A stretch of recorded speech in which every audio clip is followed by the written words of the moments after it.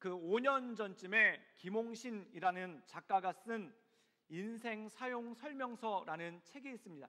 근데 이 인생 사용 설명서라는 책의 앞머리에 이분이 그 서문을 여면서 시를 하나 썼는데 그 시의 내용이 이런 내용입니다. 당신은 누구십니까?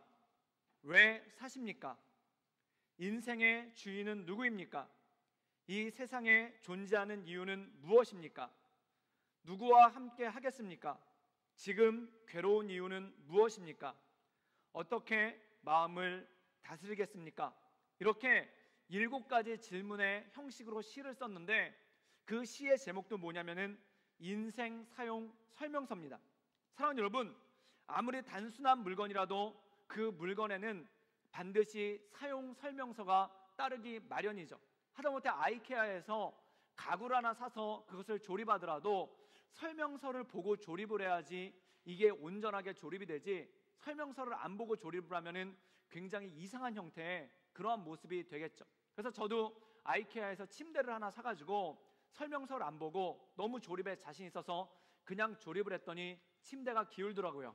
그래서 나중에 그걸 분해를 해서 설명서를 보고 하나하나 차곡차곡 하니까 모든 나사에는 이유가 있고 모든 널빤지에는 이유가 있더라고요. 또 한 번은 아이케아에서 서랍을 사서 조립을 했는데 조립을 하고 나니까 나사 몇 개가 남고 나무떼기 몇 개가 남아요.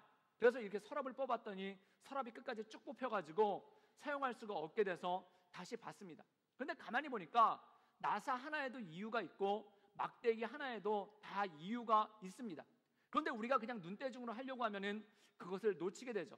그 나사 하나라도 안 놓치고 막대기 하나라도 안 놓치고 잘 조립하기 위해서는 반드시 설명서를 봐야만 합니다.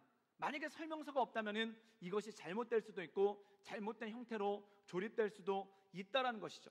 또한 사용 설명서가 있어야지만 그것을 온전하게 사용할 수가 있는데 그것이 없으면은 물건을 갖다 놓고도 도대체 이것이 무엇에 쓰는 물건인고 하고 고민할 때가 굉장히 많지 않습니까?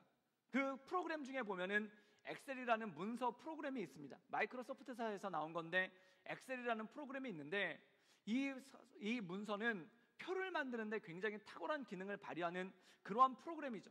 그런데 제가 먼저 교회에서 섬길 때 한 전도사님이랑 같이 사무실을 썼는데 그분이 인원에 대한 통계를 내는데 부서별 인원에 대한 통계를 내는 거예요. 그런데 이분이 숫자를 갖다 부서별로 그때 부서가 30 몇 개가 있었는데 그걸 갖다가 다 쓴 다음에 옆에다 계산기를 갖다 놓고 더하기를 하고 있는 거예요.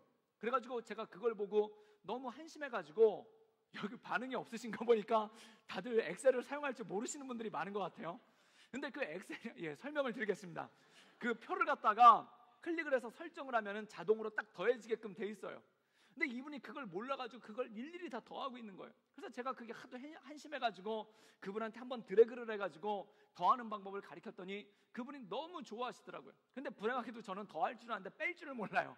그래서 저도 계산기를 갖다 놓고 막 이렇게 빼고 있더니 옆에 있는 목사님이 와가지고 그 빼기 기능에 대해서 알려줘가지고 그걸 사용한 적이 있습니다.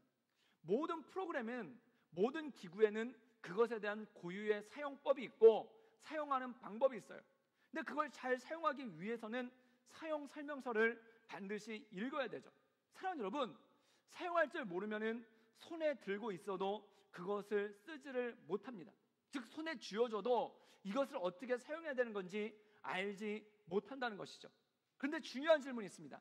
당신은 당신의 인생을 사용할 줄 아는가? 나는 나를 관리하고 있는 관리자로서 나의 인생을 잘 사용하고 있는가?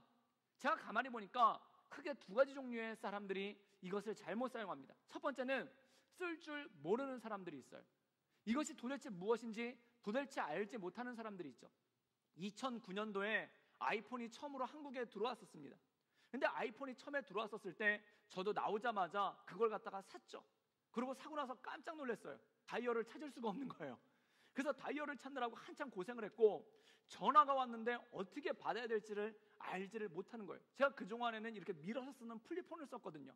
근데 전화가 왔는데 이 전화를 어떻게 받아야 되는지 알지를 못하니까 그것 때문에 굉장히 당황하더라고요. 사람들이 사용할 줄 모르는 이유를 가만히 보면은 사용법을 몰라서 쓸 줄을 모릅니다. 그런데 또 어떤 사람들은 쓸 줄은 아는데 잘못된 용도로 사용하는 사람들이 있어요.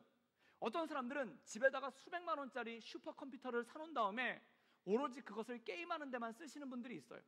또는 어떤 분들은 수억짜리 몇십만 불짜리 슈퍼카를 산 다음에 오로지 폭주를 뛰는 데만 그 슈퍼카를 사용하시는 분들이 있어요.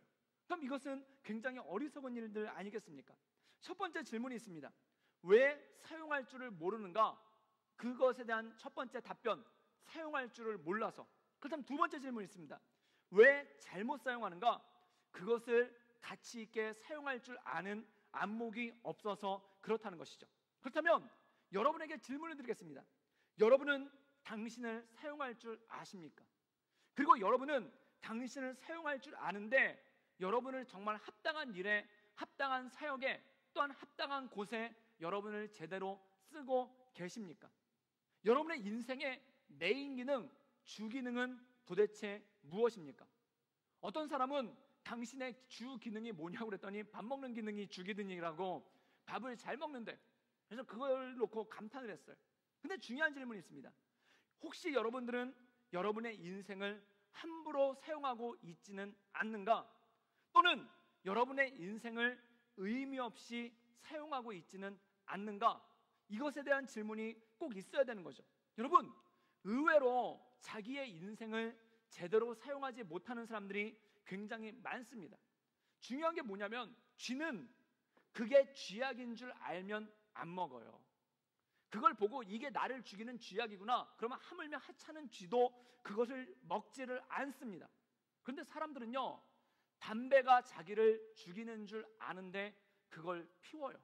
제가 호주에 와서 담배값을 담배가격을 보고 깜짝 놀랐습니다. 거기 막 암으로 죽어가는 사람들의 얼굴이 있고, 그 다음에 도려낸 환부가 있고, 그 다음에 이렇게 폐를 열어가지고 사진을 찍어서 보내준 그런 충격적인 사진, 그 다음에 담배를 피다가 그것에 대한 부작용으로 발이 썩어가고 있어서 발을 절단하기 직전의 사람들의 사진, 그 사진들이 있어요. 여러분, 담배는 누가 뭐라고 해도 건강에 좋지 않습니다.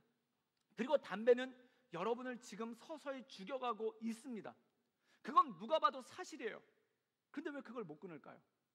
이것이 나를 죽여가고 있는데 왜 그걸 못 끊을까요? 쥐도요, 자기가 주는 줄 알면 쥐약을 끊어요. 더 이상 쥐약 안 먹어. 그리고 안 먹어요. 근데 사람은 왜 그것을 지속적으로 담배를 피면서 자기를 죽이는 일에 스스로 동참하고 있을까요? 여러분, 짐승도 떨어질 줄 알면은 절벽을 향해서 걷지 않습니다. 절벽을 향해서 뛰지 않습니다. 절벽에서 떨어질 줄 알면은 거기서 뛰지 않아요. 그런데 사람은 죽을 줄 알면서 왜 술 먹고 운전을 할까요? 술 먹고 운전한다면은 반드시 죽을 확률이 높아요. 이번에는 어떻게 살았는데 만약에 또다시 그런다면 이 사람 자기뿐만 아니라 다른 사람을 죽일 확률이 굉장히 높아요. 그런데도 불구하고 왜 그것을 반복해서 할까요? 경찰들이 단속하지 않더라도 술을 마시고 운전하면은 그것이 자기의 생명에 심각한 위협을 미친다는 것은 누구나 다 알고 있는 사실 아닙니까? 그런데 왜 그런 짓들을 하고 있을까요? 의외로 사람들이 보면은 짐승의 본능보다도 자기를 못하게 사용할 때가 굉장히 많다라는 것입니다. 그것뿐만이 아닙니다. 지금 이렇게 살아서는 안 된다는 것을 알면서, 지금 이렇게 살아서는 안 된다는 걸 알면서 계속 그것을 해서 반복해서 살고 있고, 거기서 벗어나지 못하고 맴도는 사람들이 있다라는 것입니다. 사랑하는 여러분, 우리는 굉장히 건강한 몸을 가지고 태어났어요. 건강한 마음을 가지고 태어났어요. 그리고 건강한 재능을 가지고 태어났어요. 건강한 지식을 가지고 태어났어요. 그런데 왜 그것을 함부로 사용하지 못하겠습니까? 우리가 우리를 제대로 사용하지 못하는 이유는 딱 하나입니다. 그것이 무엇인고 하니 바로 우리 인생의 사용 설명서를 모르기 때문에 그렇습니다. 모든 사람의 인생에는 사용 설명서가 있습니다. 그렇다면 그 사용 설명서는 무엇인가? 바로 성경이라는 것이죠. 성경은 하나님의 말씀입니다. 성경은 이렇게 시작합니다. 창세기 1장 1절에 태초에 하나님께서 천지를 창조하시느니라. 하늘과 땅에 있는 모든 것들이 하나님의 말씀 가운데 창조되었다는 것입니다. 여러분, 아이폰의 사용법을 가장 잘하는 사람은 누구일까요? 지금은 고인이 되셨지만 아마 스티브 잡스가 가장 많이 잘 쓸 거예요. 그래서 한국에 이런 말이 있더라고요. 스티브 잡스 앞에서 아이폰 쓴다라는 그런 말이 있더라고요. 그게 뭐냐면은 그 사람만큼 더 잘하는 사람이 없어요. 왜 그 사람이 잘할까요? 그걸 만든 사람이기 때문에 그래요. 여러분은 누가 만들었습니까? 우리는 누가 만들었습니까? 성경에는 우리의 삶은 하나님께서 창조하셨다고 얘기하고 있습니다. 그렇다면 하나님께서 우리의 인생을 나보다도 가장 잘 안다는 것이죠. 그래서 다윗은 이렇게 고백하고 있습니다. 주의 말씀은 성경이죠. 내 발의 등이요 내 길의 빛이시라. 이것은 무엇을 얘기합니까? 하나님의 말씀은, 즉 성경은 우리의 삶을 인도하는 사용 설명서라는 것이죠. 여러분, 왜 우리는 우리의 인생을 사용하지 모를까요? 그 이유는 무엇입니까? 설명서를 읽지 않았기 때문에 그렇습니다. 그동안 설명서를 읽지 않고 감으로 살았기 때문에 그렇습니다. 그동안 설명서를 읽지 않고 내 생각대로 내 감대로 그냥 아이케아의 가구를 내 마음대로 조립한 것처럼 그렇게 인생을 살았기 때문에 그렇다는 것이죠.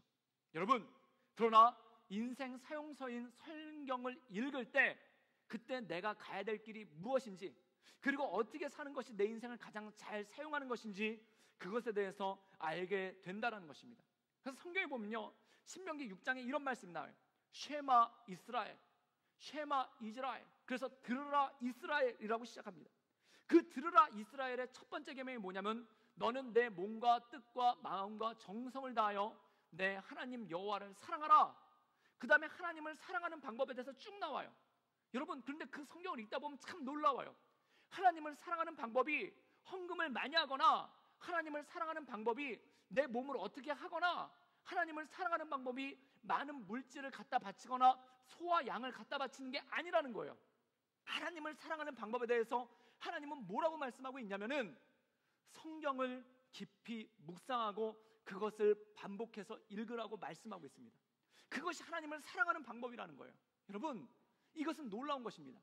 하나님을 사랑하는 방법이 바로 나를 사랑하는 길이에요. 그리고 하나님께서 우리에게 하나님을 사랑하라고 주신 방법이 뭐냐면, 이 성경을 날마다 가까이 하고 그것 가운데 나가라는 것이죠. 여러분, 세상에서 가장 중요한 것은 무엇입니까? 하나님 말씀 가운데 선다는 것이죠. 그때 우리 인생을, 내 인생을 어떻게 사용해야 될지 그것에 대해서 알게 된다는 것입니다. 오늘 말씀 가운데 보면은 레위라는 한 명의 사람이 등장합니다. 하나님, 예수님께서 그를 만나시고 그의 삶을 어떻게 바꾸시는지 오늘 잘 나와 있죠. 우리 13절에서 14절까지의 말씀을 읽겠습니다. 우리 다 같이 읽겠습니다. 시작. 예수께서 다시 바닷가에 나가심에 큰 무리가 나왔거늘 예수께서 그들을 가르치시니라. 또 지사가 알페오의 아들 레위가 세관에 앉아 있는 것을 보시고 그에게 이르시되 나를 따르라 하시니 일어나 따르리라. 오늘 13절에 보면은 예수님께서 바닷가에 나가셔서 많은 사람들을 가르치셨습니다. 그리고 다른 곳으로 이동하기 위해서 걸어가고 계시는데, 그때 14절에 보면은 지나가시다가 한 사람을 만납니다. 근데 그 만 사람에 대해서 성경은 이렇게 하고 있죠. 첫 번째, 그는 알페오라는 사람의 아들이다. 두 번째, 그의 이름은 레위다. 그리고 세 번째, 그가 세관에 앉아 있었다. 이 세 가지 이야기로 그에 대해서 설명하는 거예요. 세관에 앉아 있었다는 것은 무엇입니까? 그가 그 당시에 사람들로부터 세금을 걷고 있는 세리라는 사람이었다는 것이죠. 그런데 우리가 흔히 생각하는 지금 조세 공무원, 거버먼트에서 일하고 있는 텍스를 걷는 그러한 사람이라고 생각하면 오산입니다. 그 당시에 이스라엘 사람들에게 세금을 걷는 사람들이 있었는데 그 걷는 방식이 좋지가 않았어요. 폭력을 휘두르면서 정해진 세보다 더 많이 걷어서 자기가 그것을 착복하는 일이 더 많았겠죠. 그리고 세금만 거둘 수 있다라면은 로마 정부도 그것에 대해서 그냥 눈 감아줬어요. 왜냐하면은 로마에게 이 이스라엘 사람들이 세금을 안 내려고 그랬거든요. 이방인들에게는 세금을 낼 수가 없다. 그래서 로마 정부에 세금을 안 내려고 그랬어요. 그러니까 어차피 좋은 방법으로는 세금 걷기 힘든 거예요. 그러니까 이 세리라는 사람들을 써서 그들이 폭력을 불사하면서라도 반드시 세금을 걷어오게 만드는데, 그냥 폭력만 써서 세금만 걷어와서 나라에 내면은 왜 이 사람들이 폭력까지 쓰겠습니까? 그러니까 어떤 방법을 택했냐면은 정해진 세금보다 더 거둘 수 있는 권한을 주었어요. 근데 이 세리가 개인이 움직이는 게 아니라 하나의 집단을 형성하면서 움직이면서 폭력을 행사했는데, 요즘으로 치면은 이탈리아의 마피아나 중국의 사마페나 또는 일본의 야쿠자와 비슷한 그러한 조직 폭력배와 비슷한 그러한 성향을 띠었다는 겁니다. 그러니까 이 세관에 앉아있던 세리라는 사람은 좋게 말해서 세금을 걷는 사람이라고, 나쁘게 말하면은 마치 마피아와 같은 그러한 폭력배와 똑같은 사람이라는 것이죠. 그러니까 이 당시 유대인들이 이 세리들을 상종하기를 싫어했어요. 누가 마피아랑 친해지기를 원하겠습니까? 그래서 이 세리들과 친해지기를 원하지 않았어요. 그런데 예수님께서는 놀랍게도 이 세리 레위에게 이렇게 말씀하는 겁니다. 나를 따라오너라 라고 말씀하고 있습니다. 이 장면에 대해서 어떤 사람은 이렇게 설명하고 있습니다. 예수님은 레위라는 이름을 가진 이 세리를 보았을 때 그 안에 있는 위대한 전도자 마태를 보았다. 이 레위가 나중에 이름이 마태로 바뀌고 사복음서 중에 마태복음이라는 복음서를 쓴 저자가 바로 마태입니다. 위대한 사도가 되죠. 그런데 이 사람의 처음 직업은 뭐였냐면은 마치 그 당시 마피아와 똑같은 그러한 세리에 불과했다는 것입니다. 그런데 중요한 것이 있습니다. 이 레위가 예수님의 부르심을 받았을 때 그 자리를 박차고 나오죠. 그런데 오늘 이 말씀을 봤을 때 중요한 포인트가 있습니다. 그 당시 세리는 욕을 굉장히 많이 먹었지만 돈을 많이 버는 직업이에요. 또한 나름대로 권력 있고 힘이 있는 자리입니다. 우리가 영화 같은 데 보면은 조직폭력배를 보면은 조직폭력배들이 양복을 입고 다녀요. 그리고 90도로 인사를 해요. 그리고 좋은 승용차를 타고 다니고 좋은 호텔에서 밥을 먹고 좋은 술집을 다녀요. 그래서 많은 사람들이 폭력배에 대한 로망을 가지고 있는 사람들이 생각보다 굉장히 많습니다. 우리가 그리고 옛날에 갓파더라고 해서 데브라는 마피아 영화가 한번 헐리우드에서 나왔잖아요. 그걸 보고 마피아 열풍이 한번 미국에서 불었어요. 왜냐면은 다 마피아는 알파치노처럼 생긴 줄 알고 마피아는 다 말렌 브랜도처럼 멋있는 줄 알아요. 그런데 이 마피아 같은 조직폭력배들의 특징은 뭐냐면 나름대로 권력도 있고 돈도 있는 거예요. 그런데 그가 그 권력의 자리를 거기서 나왔다는 겁니다. 그런데 마피아같이 권력도 있고 돈도 있으니까 어떤 일이 생기냐면 자식들한테 대물림을 해줘요. 그래서 마치 이 대부 영화에 보면은 갓파더가 그 다음 후계자를 세워서 대물림을 해주는 것처럼 세리들도 다른 사람들을 뽑는 게 아니라 자기 가족들한테 계속해서 대물림을 해주는 그러한 것들이 굉장히 강했다는 거죠. 근데 오늘 말씀 가운데 보면은 굳이 알페오의 아들 레위라고 얘기하고 있습니다. 아버지를 언급한다는 뜻은 무엇일까요? 아버지가 알려진 사람이라는 거예요. 마치 차범근의 아들 차두리 이러면은 우리가 이러고 딱 오지 않습니까? 그것처럼 알페오의 아들 레위 그러면은 이 알페오라는 사람이 세리 쪽에서 굉장히 영향력이 있는 사람이에요. 그의 후계자로서 이 레위가 그 세관에 앉아서 세금을 걷고 있었다는 겁니다. 여러분, 그럼 무엇을 뜻할까요? 이 레위라는 사람이 자기 아버지의 영향을 받아서 세리라는 직업을 갖게 되었다는 것이죠. 여러분, 우리가 살아가면서 가장 많은 영향을 받는 것이 누구입니까? 바로 부모님입니다. 아버지, 어머니를 통해서 우리가 가장 많은 영향을 받고 있죠. 여러분은 여러분에 대해서 얼마나 알고 있어요? 여러분은 여러분이 태어난 날짜를 아십니까? 여러분의 생일을 아십니까? 어떻게 알아요? 기억이 나세요? 그날 기억이 나세요? 막 엄마가 진통할 때 어떤 분은 30시간 동안 진통했다는데 여러분도 뱃속에서 나가기 위해서 30시간 동안 사투를 벌리다가 간신히 나갔더니 인상이 좋지 않은 의사 선생님이 받아줘서 재수없다 막 이러면서 나오셨겠어요? 그날이 기억나세요? 나왔더니 나 이런 일 처음 보네, 난생 처음일세 이러면서 엄마 뱃속에서 나오면서 세상을 빛을 처음 보고 여러분들 허파로 호흡을 한 게 기억이 나세요? 기억이 안 나요. 내가 한 건데도 기억이 안 나요. 그럼 내 생일을 어떻게 할까요? 1년 지났더니 앞에다 초 하나 꼽아놓고 막 박수 쳐요, 사람들이. 그리고 2년 전에 했더니 초 2개 꽂아놓고 막 박수 쳐요. 그리고 한 5번 초가 꽂히니까 이때가 내 생일이구나, 선물 받는 날이구나, 그거 아는 거 아니겠습니까? 엄마가 얘기해 주니까 내 생일 아는 거예요. 여러분, 첫 번째 생일 돌잔치 할 때 한국에서는 돌잔치를 할 때 앞에다가 오래 살라고 실 갖다 놓고 돈 많이 벌려고 돈 갖다 놓고 그 다음에 뭐 골프 선수 되라고 골프채도 갖다 놓고 요즘엔 스티브 잡스처럼 되라고 뭐 아이폰도 갖다 놓고 그리고 그것 중에 하나를 애들을 고르라고 그래요. 그거 뭐 잡았는지 기억나십니까? 그때 내가 그 오래 살려고 실 잡으려고 그랬는데 엄마가 하도 돈을 디밀어 가지고 효도하는 셈 치고 돈 잡았다고 생각하시는 분 있어요? 아무도 기억 안 나요. 여러분들 돌잔치에 확실한 건 이거예요. 여러분은 아마 울고불고 난리 났을 거예요. 엄마만 신나가지고 한복 입고 돌아다녔을 거예요. 기억 못해요. 그러면 나는 나를 몰라요. 내가 태어난 것도 모르고 내가 어렸을 때 뭘 했는지도 몰라요. 그럼 내가 누구인지 누구를 통해서 아는가? 엄마, 아빠가 얘기해 주는 걸 통해서 나는 이런 사람이구나 라고 생각을 한다는 거예요. 엄마, 아빠가 너는 예뻐, 그럼 진짜 이쁜 줄 알고 살아요. 우리 공주, 아빠가 공주라고 그래요. 아빠가 자기가 왕이 아니면서 딸은 공주래요. 제정신이 아닌 거죠. 어떻게 자기가 왕이 아닌데 딸이 공주일까요? 근데 우리 공주, 그러니까 진짜 공주인 줄 알고 살았어요. 근데 유치원에 가보고 충격을 받죠. 공주가 너무 많아요. 나는 누구인가? 거기서 그 모든 것들을 느끼지 않습니까? 여러분, 근데 중요한 게 있어요. 그럼 엄마, 아빠는 나를 얼만큼 잘 알고 있는가? 엄마, 아빠가 나의 사용 설명서예요. 엄마, 아빠가 어렸을 때 너는 참 말을 잘하니까 변호사거라, 너는 참 수학을 잘하니까 과학자가 되거라, 너는 참 운동을 잘하니까 운동선수가 되거라, 너는 이러니까 이게 되거라, 너는 이게 좋으니까 이게 되거라, 그렇게 말을 해주기도 해요. 그런데 그게 정말 정확한 판단이라고 생각하십니까? 그게 정말 정확한 판단이라서 여러분들께서 그 정확한 판단하에 그러한 모습을 가졌다고 생각을 하십니까? 여기 조금 일찍 오신 분, 조기 유학 오신 분 있어요. 초등학교 때 유학 오고, 프라이머리 때 유학 오고, 하이스쿨 때 유학 오신 분 있어요. 여러분들 막 엄마를 붙잡고, 엄마 나는 호주 가서 공부해야 돼요, 그래가지고 오신 분 있어요. 어느 날 갑자기 엄마가 비행기 태워서 보냈어요. 어느 날 그 비행기 타고 몇 밤 자고 이렇게 가보니까 눈 파란 애들이 뭐 하이 그러면서 헬로우 그러면서 그렇게 인사해서 학교 다니다 보니까 지금까지 오신 분들 많아요. 여러분, 내가 뭘 선택해서가 아니라 부모님이 뭘 정해줬기 때문에 여태까지 그 길을 걸었던 적이 굉장히 많더라는 겁니다. 내가 뭘 알아서 내 인생을 결정한 게 아니라 부모님이 내 인생 가운데 굉장히 많은 부분에 영향을 미쳤기 때문에 온 부분이 많다는 겁니다. 오늘 말씀 보면 이 레위라는 사람이 세리가 됐어요. 그런데 그가 세리가 되도록 가장 큰 영향력을 미친 사람이 누굴까요? 바로 그의 아버지 알페오라는 거예요.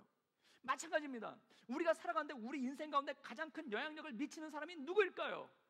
우리 부모님들이 굉장히 많은 영향력을 미쳐요. 그런데 우리가 이 성경에서 보면은 알페오라는 사람이 자기 아들한테 긍정적인 영향을 못 미친 거는 맞는 것 같아요. 왜냐하면 그 당시 모든 사람이 죄인이라고 불렀던 세리가 된 걸로 봐서 그렇죠. 그렇다면 여러분의 부모님이 여러분을 너무나 사랑한다는 것은 변함없는 진리고 사실이에요. 그런데 여러분의 부모님은 여러분을 정말 잘 알고 있을까요? 여러분의 인생에 대해서 정말 잘 알고 있을까요? 저도 부모 중에 한 명으로서, 두 아이를 키우고 있는 부모 중에 한 명으로서 우리 아이들의 삶을 잘못 가르쳐줄 때가 참 많은 것 같아요. 왜 그럴까? 사랑에 눈멀어서 그래요. 사랑에 눈머니까 분별력을 잃어버려요. 분별력을 잃어버리니까 아이한테 바라지 말아야 될 걸 바라기도 해요. 그래서 지나친 기대를 하기도 해요. 그래서 지나친 기대를 하다가 그 지나친 기대에 애가 못 미치는 것 같으면 너무 실망이 큰 나머지 지나친 비난을 하기도 해요.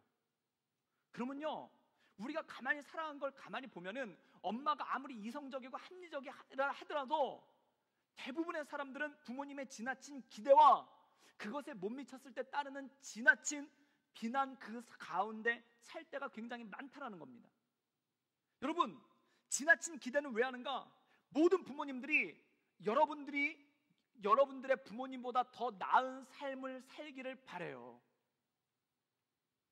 엄마가 서울대 나왔으면은 여러분도 서울대 이상을 가기를 바래요. 모든 사람들의 마음 가운데 그런 것이 있어요. 내 자식은 나보다 좀 더 나은 환경에서 살기를 바래요. 내 자식은 나보다 좀 더 좋은 환경에서 교육받기를 바래요.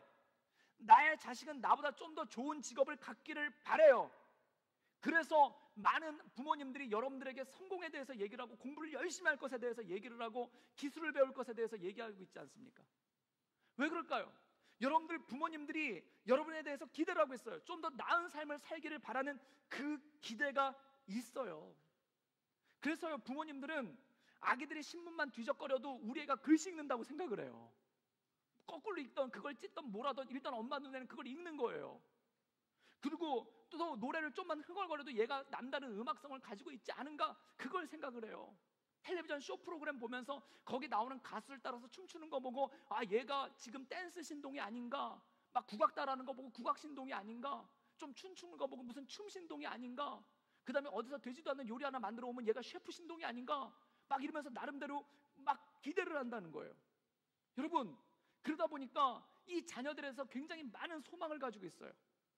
그리고 그 안에 소망에 보면은 어떤 것이 있냐면 부모님들이 스스로 이루지 못한 것을 자기 자녀가 이루어주기 원하는 마음이 그 안에 많이 있다라는 것이죠.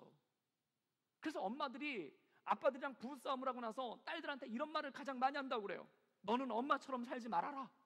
너희 아빠 같은 사람 만나지 말아라. 그래서 나는 나중에 커서 아빠 같은 사람이랑 결혼할 거야. 그럼 정신 차려라 막 그래요. 여러분, 너희 아빠보다 더 좋은 사람 만나서 호강하고 살아라 이렇게 얘기를 합니다.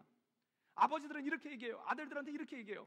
나는 공부를 많이 하지 못해서 이렇게 힘들게 일하면서 살지만 너는 공부 열심히 해서 남들 앞에서 떵떵거리면서 살아라. 그런 메시지를 갖다 끊임없이 아들들한테 줘요. 이건 뭘까요? 자기보다 좀 더 낫기를 바라는 부모님의 간절한 사랑이 때로는 지나친 기대로 여러분들에게, 우리들에게, 자녀들에게 압박을 할 때가 있다는 거예요. 그러면 부모님들이 자녀들을 왜곡하기 시작합니다. 그 기대라는, 좀 더 내 인생보다 낫게 살기를 바라는 그 기대라는 색안경을 끼고 보기 때문에 다른 방향으로 보기 시작한다는 거예요. 여러분, 그때 자녀들은 크게 부담스럽게 시작하죠. 부모님들의 기대가 느껴지죠. 부모님들이 나를 위해서 굉장히 많이 희생을 하고 있다는 것이 느껴지죠. 그럼 그 다음에 부담이 오기 시작하는 거예요. 저희 어머니의 기대는 뭐였냐면은 제가 교회 짓는 장로님이 되는 것이 저희 어머니의 기도 제목이었어요.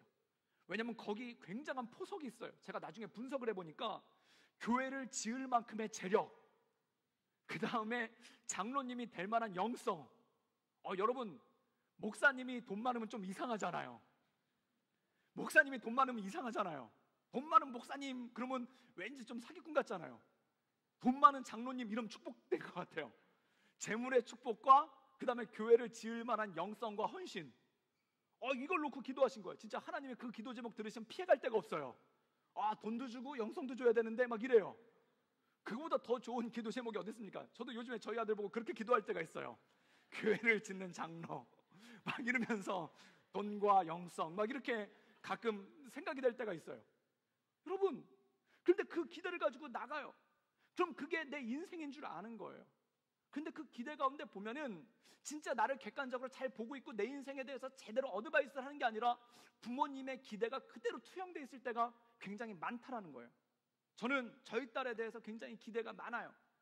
우리 딸이 누구를 닮았냐고 물어보면은 그 딸이, 저희 아이가, 큰 아이가 사람들이 와가지고 너는 아빠 닮았니? 얼마 닮았니? 그러고 하면은 얘가 굉장히 지혜롭게 얘기를 해요. 뭐라고 얘기하냐면은 외모는 엄마를 닮았고요, 속은 아빠를 닮았어요 라고 얘기를 해요. 성격은 저를 닮았대요. 근데 진짜 외모를 보면은 엄마를 닮았어요. 그런데 뭘 먹거나 걸음을 걷거나 말하는 걸 보면 진짜 저를 닮았어요. 여기 고통이 있어요. 왜냐면 제가 다른 건 몰라도 딸을 낳고 나서 기도를 뭐라고 기도를 했냐면은 성격만큼은 엄마를 닮게 해주십시오 라고 기도를 했어요. 왜냐면 저희 아내는 성격이 굉장히 밝고 사교적이고 애교가 많은 스타일이에요. 콧소리를 잘 내요.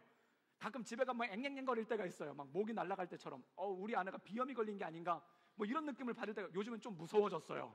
그런데 한 10년 전만 해도 콧소리가 많았어요. 그래서 저희 아내를 닮기를 원했어요. 근데 그거에 비해서 저는 조금 침울하고 내성적이고 말이 적어요. 저 굉장히 과묵한 사람입니다. 말이 없어요. 믿으세요. 아멘으로 화답하세요. 예. 그런데 저는 제 딸이 저를 닮는 게 별로 좋지가 않아요. 특히 뭘 안 닮았으면 좋겠냐면 걸음걸이를 안 닮았으면 좋겠어요. 누가 제가 걷는 걸 뒤에서 찍었는데 제가 걷는 게 그렇게 어설퍼요. 막 그 걸음이 굉장히, 이럴 때 아멘하지 마세요. 막 굉장히 어설퍼요. 근데 누군가 와가지고 목사님 딸이 걷는 걸 봤는데 목사님이랑 똑같아요. 이러면 저한테는 이게 굉장히 큰 상처가 되는 거예요. 저를 안 닮기를 바라요. 그리고 인간관계에 대해서는 저를 안 닮기를 바라요. 왜냐하면 제가 고등학교 다닐 때 인간관계 때문에 크게 한번 어려움을 겪어봤기 때문에 얘는 인간관계만큼은 정말 저를 안 닮고 제 엄마를 닮았으면 좋겠어요. 그런데 얘는 자꾸 저를 닮는 거예요. 그러니까 어떻게 되냐면 자꾸 강요하게 되는 거예요. 날 닮지 말아라. 왜 날 닮니? 막 이러면서 날 닮지 말아라 그러면서 자꾸 강요하게 되는 거예요. 여러분, 왜 그럴까요? 저보다 좀 더 낫기를 원하니까 그래요.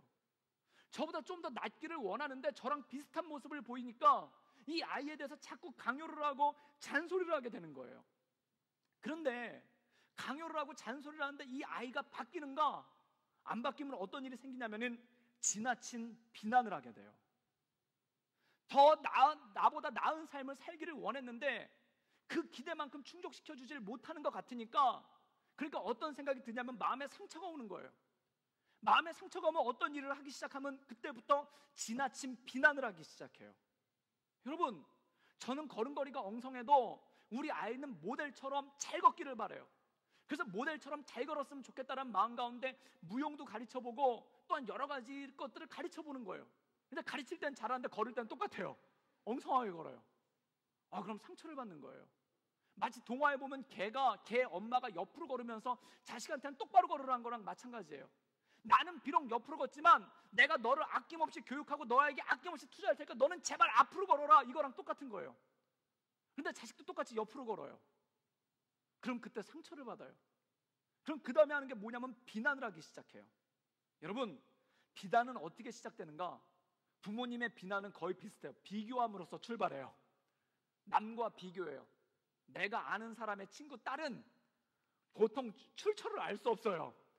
그냥 누구 딸도 아니에요. 누구 딸 아무개는도 아니고 내가 아는 사람의 친구의 딸 아무개는, 그러면서 그 아이의 예를 들면서 막 얘기를 해요. 그런 사람들을 일으켜서 뭐라고 하냐면 엄친아 엄마 친구 아들, 엄친 딸 엄마 친구 딸이라고 해요. 그런데 걔네들은 이래요. 똑똑해서 공부를 잘해요. 공부도 잘하는데 아르바이트도 엄청나게 열심히 해요. 아니, 아르바이트를 하면서 어떻게 공부를 잘하냐고 물어봤더니 아르바이트를 하면서 책을 본대요. 소설에나 나올 법한 얘기죠. 드라마에서 나온 거예요, 그거. 엄마 친구 딸이 아니라 듣딸이에요. 드라마 딸이에요. 그런데 그래가지고 아르바이트 돼서 돈도 잘 벌어요. 그리고 게다가 집에도 일찍 들어와요. 신비하죠. 공부도 잘하고 아르바이트도 열심히 하는데 어떻게 집에 일찍 들어올까요? 신비한 일입니다. 그래서 일찍 들어와서 집안일도 돕는다는 거예요. 그게 여러분 가능한 일일까요? 그게 가능한 건가요? 그런 사람은 세상에 존재하지 않아요. 제가 가만히 보니까 그런 경우에는 주로 몇 명을 합쳐놓은 거예요.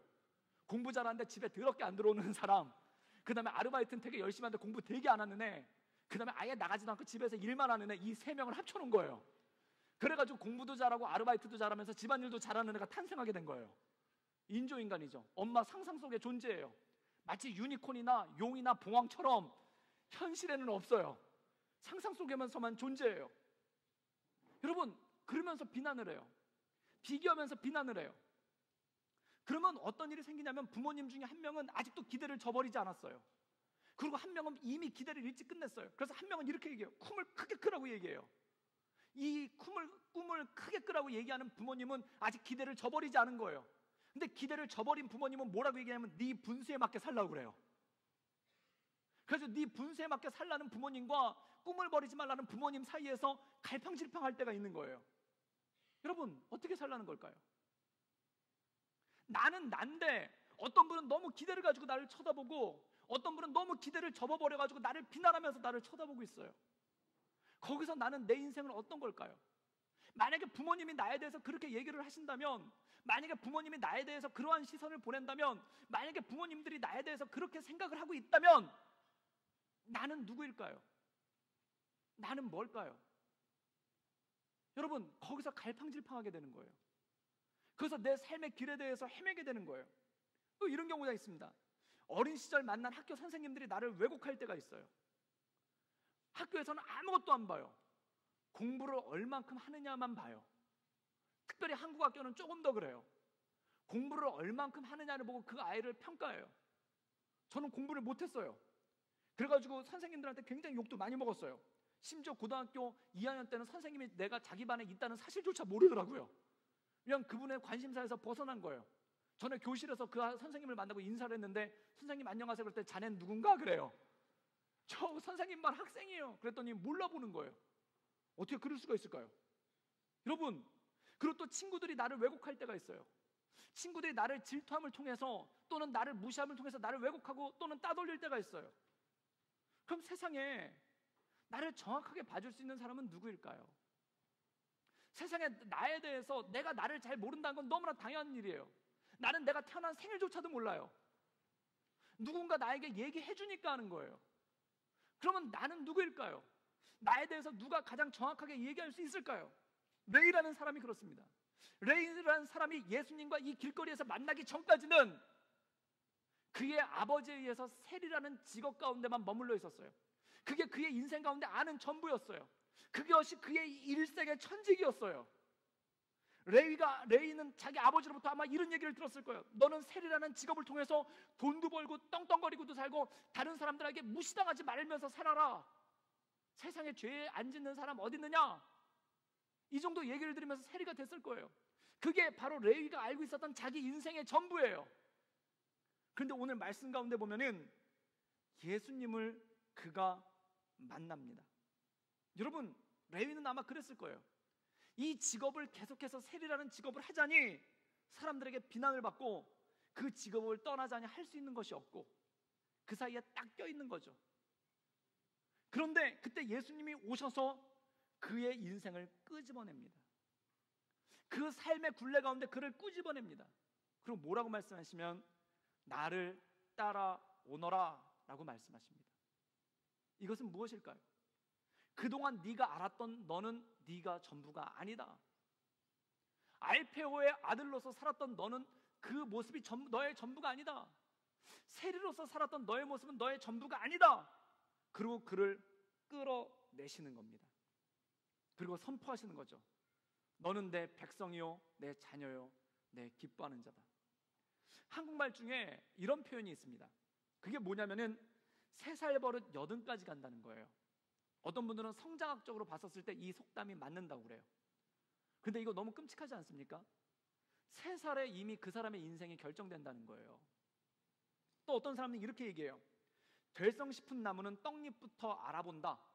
이것의 동의어가 뭐냐면은 싹이 노랗다란 말이 있어요. 여러분들 싹수가 노랗다란 말 들어보셨습니까? 그게 본인의 얘기셨습니까? 넌 싹이 노래. 아주 싹수가 글렀구만. 이런 얘기를 들어보신 적이 있습니까? 너무 지나치게 고개를 끄덕거리시면 너무 슬프니까 속으로만 삭히세요. 이건 뭘까요?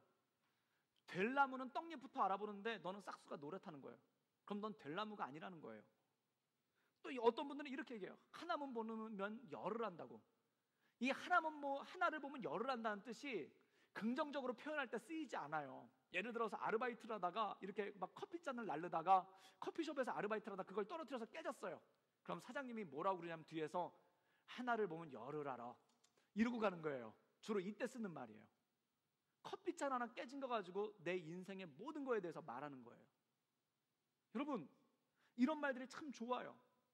이런 말들이 굉장히 많아요. 이런 말들이 너무 많아요. 이건 뭘까요? 이 말의 특징은 뭘까요? 네 시작이 다른 사람들보다 남다르지 않으면 네 인생 별 볼 일 없다는 뜻이에요. 다른 말로 얘기하면 이런 뜻입니다. 어렸을 때 별 볼 일 없는 사람은 커서도 별 볼 일이 없고 어렸을 때 탁월한 사람은 커서도 성공한다는 거예요. 그래서 우리나라 위인들을 보면은 어렸을 때부터 다 남달랐어요. 그래서 이순신 장군이 일단 어렸을 때부터 장군이었고 꼬마 장군이었고 그 다음에 세종대왕은 눈이 빠져라 공부했어요. 우리나라 위인들은 다 그래요. 어렸을 때 5성과 한음은 벌써 천재였어요. 어렸을 때부터 다 남다르더니 크니까 역시나예요. 그럼 어렸을 때부터 그렇지 못한 사람은 크면 어떻게 될까요? 이게 굴레라는 겁니다. 여러분 어렸을 때 탁월하셨습니까? 어렸을 때 칭찬받으셨습니까? 어렸을 때 진짜 싹수가 파릇파릇 사셨습니까? 정말 똘똘하다는 소리만 듣고 사셨습니까? 물론 그러신 분들도 있을 거예요. 근데 대부분의 분들은 그렇게 특별하다는 소리 듣지 못했을 거예요. 어떤 분들은 그 상상 이하의 말을 들으면서 자라신 분들도 상당히 많을 거예요. 저는 여러분들이 상상하신 것 이하의 말만 듣고 자랐습니다. 지금 상상하고 계시죠? 무조건 그 이하예요. 그 위였던 적이 한 번도 없어요.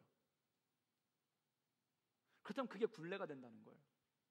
싹수가 노란 것이 굴레가 되고 하나만 보면 열을 하는데 그 하나가 온전치 못하는 것이 굴레가 돼버리고 모든 것이 붙잡아진다는 거예요. 여러분 그렇다면은 이건 뭘 의미할까요? 부모님들도 그렇게 생각하시는 분들이 많아요. 하이스쿨 다닐 때 성적이 이 아이의 인생을 결정한다고 생각하시는 부모님들이 생각보다 굉장히 많아요. 그래서 하이스쿨 때 성적이 안 좋으면 부모님들이 더 먼저 절망을 해요. 그리고 이렇게 비난을 하죠. 내가 그동안 너한테 해준 게 얼만데 너는 왜 그 기대에 부응하지 못하느냐. 이런 말을 직접 듣기도 하고 간접적으로 듣기도 하고 피부로 느끼기도 하죠. 여러분, 하이스쿨을 졸업할 때까지는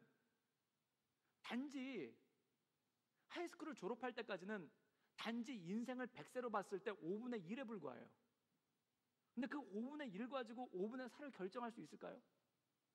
제가 청소년 집회 때 한번 이 얘기했다가 욕 엄청나게 먹었어요. 근데 진짜 그렇습니다. 그 어렸을 때 성적 몇 등급을 가지고 그 사람의 인생을 전부 결정할 수 있을까요? 그리고 사회를 막 시작하는 여러분이 아르바이트를 조금 하는 거 그 몇 가지를 가지고, 그리고 사회생활을 막 시작하는 여러분들이 어떤 경험을 몇 개 가진 걸 가지고, 그리고 사회생활에서 직장생활을 이제 막 시작하는 여러분들께서 실수하고 실패하고 그 다음에 온전하게 따라가지 못한 것 그 몇 개 때문에 여러분의 인생이 다 결정이 될까요? 만약에 그렇게 생각한다면은 여러분들께서는 레위와 똑같은 굴레에 머물러 있는 것입니다. 알페오의 아들로서 레위라는 이름을 가지고 세관에 앉아 있는 그와 똑같은 겁니다. 근데 주님은 말씀하시는 거예요. 나를 따라오너라. 그 자리를 박차고 일어나서 나를 따라오너라. 이건 뭘까요? 아까 먼저 말씀드렸던 것처럼 예수님은 세리 레위에게서 전도자 마태를 발견하신 거예요. 그리고 그를 불러내신 거예요. 그게 마태를 향한 부르심이라는 것입니다. 여러분, 3살 버릇 80까지 간다는 말을 갖다가 너무 많이 적용을 하면 이런 얘기가 돼요. 어렸을 때 공부 못하면은 그냥 이미 인생 종친 거나 똑같다는 거예요. 이미 인생 긁는 거랑 똑같은 거예요. 정말 그렇습니까? 절대 그렇지 않아요. 절대 그 모습에 있지 않습니다. 우리나라 최초의 외과 의사, 한국인으로서 최초의 외과 의사가 된 사람이 있는데 그의 이름이 박서양이에요. 100년 전 사람인데 조선 최초의 외과 의사예요. 수술하는 그레이트 서전이에요. 이 사람에 대한 드라마가 그 2004년도에 재중원이라는 드라마로 한번 나오기도 했습니다. 그런데 이 박서양이라는 사람의 태생은 뭐냐면은 백정 박성춘의 아들이에요. 백정은 그 당시 사회계층 중에 제일 밑이죠. 소나 돼지를 잡아서 파는 사람이에요. 요즘 생각하는 정유업자가 아니에요. 가장 아랫계급이에요. 그래서 백정은 그 당시 어땠냐면은 의관, 지금으로 치면 양복을 입지 못하고 패랭이라고 그래가지고 조그만 모자를 쓰고 다녔어요. 그래서 어디 가든지 이 사람의 신분이 백정이라는 것을 드러내고 다녀야 돼요.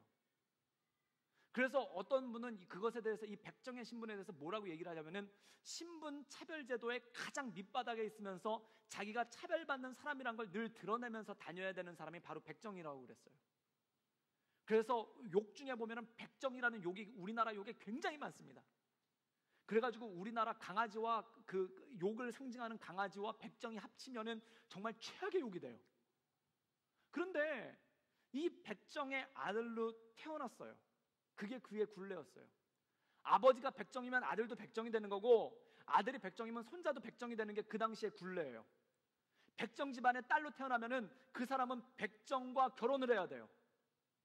그게 우리나라 신분 사회예요. 그 굴레 가운데 태어났어요. 그런데 이 사람이 꿈을 꿉니다. 박서양이라는 사람이 꿈을 꿔요. 그 꿈이 뭐였냐면은 자기 아버지 박성춘이 장티푸스에 걸려서 죽게 되었는데 그때 외국인 선교사 에비슨이라는 사람이 와가지고 자기 아버지를 치유해줘서 낫게 하는 걸 봐요. 그리고 그 사람이 한 가지 꿈이 생겼는데 그 꿈이 뭐냐면은 의과대학에 진학을 해서 나도 에비슨 선교사와 같은 의사가 돼서 죽어가는 사람을 살리겠다라는 꿈을 꿨어요. 그 당시 박서양이라는 사람의 신분으로는 꾸지 말아야 될 꿈이에요. 그리고 그 꿈을 꾸고 에비슨 선교사를 찾아가서 공부를 하게 돼요.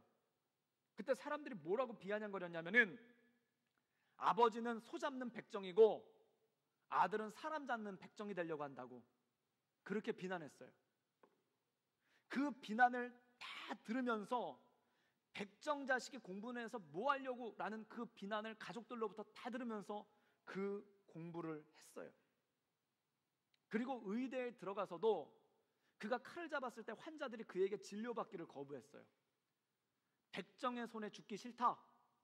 그게 이유였어요. 환자조차도 거부한 그런 의사였어요. 그런데 이 사람이 우리나라 최초의 외과 의사가 됩니다.